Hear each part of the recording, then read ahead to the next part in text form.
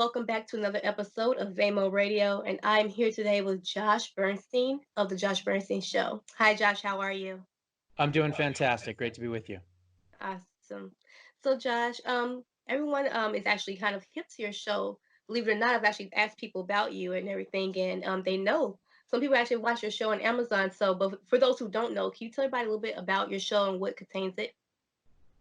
Yeah, I always say that I cover the news that most people don't. When I Mm-hmm. usually do a show, I say the Josh Bernstein Show starts where the rest of the media ends, meaning that I go deep into a story. I uncover details that most of the media, including some on the conservative media, leave out Mm-hmm. of the stories. And so Right. I've had a reputation as a truth seeker and a truth teller, and for that I've been a target for many many years. I'm demonetized on YouTube. There are Right. many other bigger channels that have millions of subscribers that actually are not demonetized, and they actually have the ability to get paid on their views. I Mm. don't. So instead, Wow. I have my audience that supports me on patreon.com/. Josh Bernstein. I'm very thankful and appreciative of all of them because they're the ones that keep me going. The show is also, excuse me, on Roku TV as well. I have a Roku channel as well. Mm-hmm. It is on Amazon, Amazon Prime, Fire Stick, and of course on probably another 15 to 20 other platforms as well. Definitely. Awesome. So, Josh, you tell us actually what made you want to get into talking about such controversial topics and information that you actually share on your show? It's very simple. It Mm-hmm. truly happened with 9/11. I'm Mm-hmm. originally from the East Coast, and so that happened right in my backyard, so to speak. Wow. And that really affected me because I wanted to know the who, what, where, when, and how. Mm-hmm. And when at that time I started to discover different things, I started to get into talk radio. And I've always said that anyone that really listens to talk radio for, let's say, at least 6 months, I mean, you almost have a degree in political science because a lot of times what's talked about on talk radio is the grassroots. And those are the Mm-hmm. things that the media doesn't cover and touch. And it really opens up your eyes and ears to what's really, truly happening. And I think from there, my journey of discovery and wanting to know what was going on is what kind of Mm-hmm. brought me into the political realm. Believe it or not, before that, the Wow. only writing I really did was poetry. Believe it or not, Really? yeah, Wow. yeah, I'm a published poet. I'm in the U.S. Congress in Washington D.C. I've won a few awards, things Wow. like that. But Mm-hmm. my true passion turned on 9/11 to politics and to saving the country and doing what I can to expose those that are trying to harm it. Wow, definitely, definitely. I actually appreciate your background and actually having humble beginnings from someone like who loves poetry. You know, it's a lot of people out there who begin really humbly and starting at the beginning of their roots, and actually being able to talk about such sensitive topics, especially in today's time right now with what we're going through with coronavirus. And some people are blaming certain political figures. You know, if we want to mention them or not, it's up to you. But if we can get to a little more about what are some of the major or most current topics that you discuss about on your show? Well, I mean, I'll pretty much cover just about anything. The only thing I really won't do is I won't go into conspiracy theories. Anything that I can't physically touch, that I can't physically read, that I Yeah. can't verify and source, I won't go near. And obviously, there's a lot of things that people have asked me to cover in the past, and I refuse to do so because when I get up in front of that camera and I look directly at that audience, they need to know 100% that what I am telling them is 100% accurate. And I sleep Mm-hmm. well at night knowing that I do that each and every day because if I'm right 99 times and I'm wrong just once, they're going to remember that one time I was wrong, not the 99 times that I was correct. And Yeah. so, you know, with my audience, there's a lot of responsibility, shall we say. And I've been able to grow that audience through pretty much one word, and that is consistency. And being Mm-hmm. consistent with not only my positions, but more than anything else with the truth. And as I've said many times, the truth has no agenda. And consistency Mm-hmm. is truly the name of the game. Anyone can go back and look 3, 4, 5 years at an interview I did or an expose that I covered, and you will clearly see that maybe the subject matter has changed, but certainly not the delivery and not the sources and the truth. Definitely. Definitely. That's actually really good to hear. Especially with some of our actually, I don't know if you watched the show before.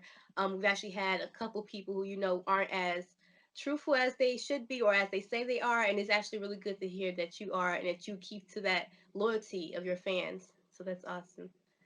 Now you as a commentator and an analysis, you also have had the ability to be reached out by news sources such as like Forbes and USA Magazine. So what was that like actually having to be able to put your input into some of the information that they were gathering? Well, actually, when I actually started in writing, believe it or not, before I got into radio and television. And I wrote for Okay. Breitbart News and I wrote Mm-hmm. for not Forbes or USA Today. Those were things that were published by them that I wrote for other Mm-hmm. publications. But I wrote for a lot of more conservative leaning, publications, things like that. And from that is what led to me doing radio first for a few years, and then eventually doing Mm-hmm. television and video, which is what I prefer. Mm-hmm. But I've been, I think I've been on somewhere north of 2,500 radio interviews, and I've done at least 75 television interviews. So I've had a lot of experience with that. I've had a lot of people write things about me, some good, Mm-hmm. some bad, but that's okay. Yeah. There's certain organizations that watch every single word that I say. For instance, Wow. like Right Wing Watch, which is a uh, radical political arm of the People for the American Way. Everything Mm-hmm. I say, everything I do, they write an article on or something. And there's a whole laundry list of 200 plus articles that they have written on me. But I've also Mm-hmm. had USA Today. Recently, the Des Moines Register did a story on me. I've Mm-hmm. had local papers all around the country. I've had a couple of bigger ones, New York Times, things like that. But for the Okay. most part, when I get an article written on me, it's typically second or third hand. It's not necessarily from someone that's interviewed me and has actually asked me questions. A lot of it is reactionary to Mm-hmm. articles that they have read that may be true or may not be true. Again, I'm a truth seeker and a truth teller. So when I do a video, what right wing watch and left wing media thinks is extreme and radical to me seems pretty normal and pretty Mm-hmm. calm and pretty intellectual. And the majority of my audience understands that as well. Definitely, definitely. So can you tell me, Josh, what actually has anything or personally anyone has ever inspired you to actually be able to talk about the specific topics that you're talking about? Like you said, I know like you said 9/11 has inspired you from the beginning of why you started this in the first place. So is there Right. anybody who actually has helped you along your journey to continue doing what you're doing today? Well, believe it or not, there's two people in particular Mhm. that have really helped me out a lot. One of them just left us, unfortunately, and Sorry. his name was Dan Weber. He was the founder of AMAC, the Association of Mature American Citizens, an incredible organization that helps seniors with healthcare choices and decisions. I'm a spokesman for that group as well. Mm, He has been extremely instrumental in my career, allowing me to kind of break into what I'm doing and things like that. And then, of course, I have to give praise to Dave Pratt, the morning mayor, mm, Dave Pratt in Arizona, who I ended up working with for quite a while. And he really kind of showed me the ropes and kind of taught me the cadence of how to look at the mm, camera and certain things to say, and how to do on air drops and things like that, and how to do reintroductions. Today mhm. we're speaking with, in case you're just joining us, we're talking to those types of things. Yeah. So he's been very instrumental as well. And then I would say that the two people that I really admire the most are Mark Levin, because of his intellect. I think he's extremely bright. He's a great Mhm. patriot. And I think Michael Savage, believe it or not, Michael Savage is a Michael little more Savage. savage than I am, but he does have a lot of good humor and he's got a lot of great nicknames. And I kind of look at those two. But Mhm. one of my favorites, believe it or not, this people might should be shocked at this, is from an interview standpoint, and I've done lots of interviews, over 300 interviews with famous people.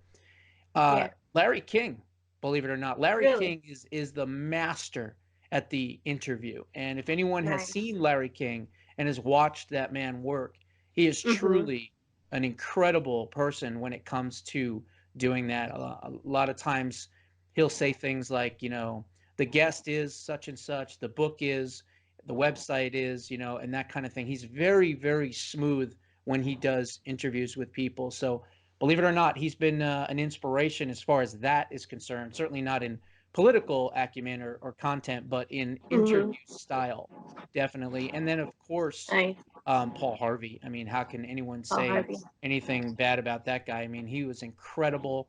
He had a way Mhm. with words. His Yeah. intellectual capacity was incredible. It was off the charts. So many things that he did. His voice, his inflection, his cadence. He was truly a genius. And then the last person I'll tell you, and he's still alive, thank God, today, and he's Mhm. become kind of like a second grandfather to me, is the number 9 greatest broadcaster in U.S. history, and that is Really. the great Barry Farber in New York. Wow. And I had a chance to visit him when I was in New York. My father passed in October of last Mhm. year, and I made a special trip to see him because he's about 91 years old, and he's just an Mhm. absolutely sweet, sweet person. And so we got a chance to spend a couple hours together. But I've done his show Mhm. clearly over 250, 300 times as well. So those Wow. are kind of some of my influences, believe it or not. That's fantastic. Actually, I'm really proud to hear that you had such a great experience in being able to learn and gain knowledge from people within the industry, especially in interviewing and being able to talk to people. I know a lot of people kind of see celebrities or big name people as, oh, these are just fantastic people, but they're actually just human. And there's people who make Exactly. mistakes, and there are people who you find great qualities in, like you said, Larry King. It was just, I think that's fantastic. I'm actually glad that you actually have the experience in your experience now. So Josh, if you could tell us, is there any new episodes coming up or anything we can look forward to on your show? There's a lot of things going on. Hmm. Look, a lot of people are very scared right now with this COVID-19, and I Yeah. know the media doesn't want you to tell you doesn't want you to know that it came from Wuhan, China, and that it's a Hmm. Chinese disease. But I have re-nicknamed COVID the Hmm. Chinese originated virus and infectious disease, and I have no problem telling the truth to anyone that wants to hear it. Hmm. But this hydroxychloroquine combination cocktail has Yeah. shown amazing, amazing results. We're talking 95% cure rates, according to one French doctor. And they're Hmm. starting to prescribe it more. I know President Trump and the CDC just announced today, as a matter of fact, that they're Hmm. opening that up as an alternative to be treated with COVID-19 and coronavirus using that cocktail. So the American people need to understand that we're coming into the warmer weather. As the humidity rises, it's a lot harder for some of these viruses to continue to be devastating. It is an Yeah. infectious disease. It is terrible. My thoughts and prayers go out to anyone that has gotten it or suffered from it. And, we need to continue to pray for our nation. But we Hmm. also can't be locked in our houses like gerbils forever either. There has to Yeah. be happy medium.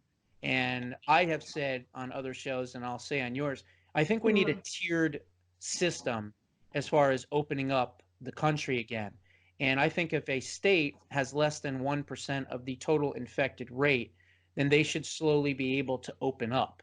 And it's the Hmm. states that are higher than 2 or 3% that are the trouble spots. Well, those are the ones we need to keep closed, and we need to do our best to make sure that the infections are not spreading. But they should have a Hmm. goal, of course, to get to Yeah. that threshold so that they can open up. Because again, we've lost $11.5 trillion worth of our Hmm. stock market value in Yeah. just these last 30 days or so, which has basically wiped out the entire amount of progress rather Hmm. for the stock market since President Trump was elected. So we've got to get that money back. China should have to pay for this. We currently hold $1.5 trillion of Chinese debt. We should Hmm. force them to alleviate that debt from us as payment for what we have had to do $2 trillion in relief packages. Now they're talking about a fourth one and this and that. So Mhm. things are, you know, a little crazy right now, but we have to remain hopeful. And again, we will get through this. We're Americans. We're tough. We're strong. We're the best, greatest country on earth. And we Mhm. will get through this as well. Definitely. And if I may ask you as well, Josh, do you think what the government is doing right now, as far as we're seeing it every day on the news, what they're trying to do, they're trying to get more equipment and things that the hospitals are running out of right now. Do you think the steps they're taking right now are effective in the long run? Well, yeah, of course, I think they are. I Mhm. think President Trump did the best thing possible when he closed off China and the border and banned people from Mhm. China, back in Yeah. late January. I think that saved hundreds, if not thousands, of lives. But if we're going to tell the truth, we have to understand why Mhm. don't we have, excuse me, Mhm. N95 medical masks? Well, it's pretty simple. Because in 2009, during the H1N1 virus and crisis, Mhm. we used about 100 million of those masks. And Barack Wow. Obama, for whatever reason, never replenished the stockpile when he was told to do so. Charles Johnson, the president of the International Safety Mhm. Council, told him, as well as other people, to replenish the stockpile, but they never did it. So that's one reason why, if we're going to Mm. tell the truth, why there's been a shortage of masks. As far as ventilators, well, that one is even simpler. That Yeah. goes because of Andrew Cuomo, because of Governor Cuomo. Very simple. Mm. He had about 2 to 3 thousand on hand after the virus that took place in H1N1. Again, that was a devastating virus. Even though a lot of people didn't die here or anything like that, it still was a Mhm. pretty bad deal. And so Yeah. in 2015, Howard Zucker, who was his health commissioner at the time, as well as other city officials and health inspectors in New York, told him to replace the ventilators that they had. And he said, point blank, buy 16,000 ventilators. And it would have cost Mhm. $576 million. But instead, he didn't do it. Instead, he called a task force to ration by a color coordinated system, which, by the way, they're still Mhm. using today, to make sure that Wow. they did a color coordinated system in case something happened like a pandemic like we have now, that they Yeah. would be able to use those remaining ones and ration the ones they have instead of replenishing them.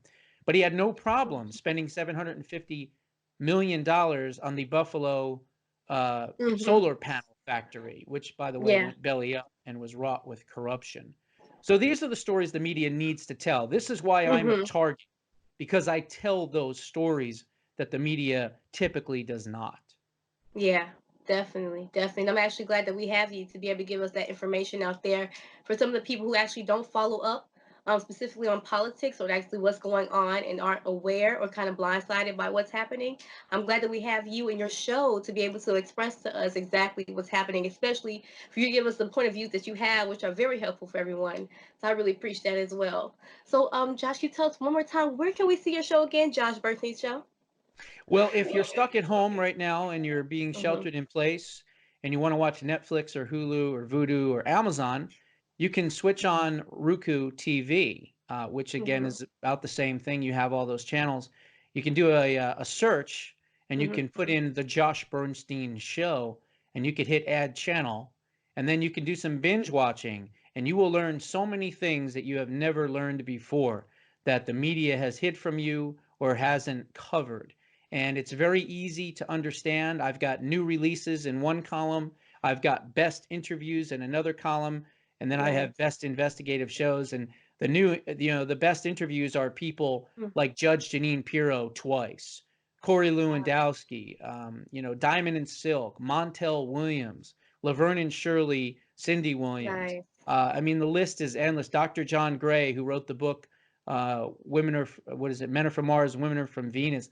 Not Mm. just all political stuff, stories of Yeah. survival, stories of medical anomalies. I mean, you name it, there's all kinds of different things in there. So you can go to the Josh Bernstein Show on Roku TV. You can also go to Mm-hmm. YouTube, of course, and type in the Josh Bernstein Show. You'll find Mm-hmm. that there's 120,000 or so subscribers. I get over 1 million views a month. And then, of course, if you want to help me defeat censorship that I am facing and have been facing for a long time, Go to Mhm. www.patreon, patreon.com/ Josh Bernstein, JoshBernstein. Again, patreon.com/ Josh Bernstein. You can do $5, $10 a month, whatever you want to do.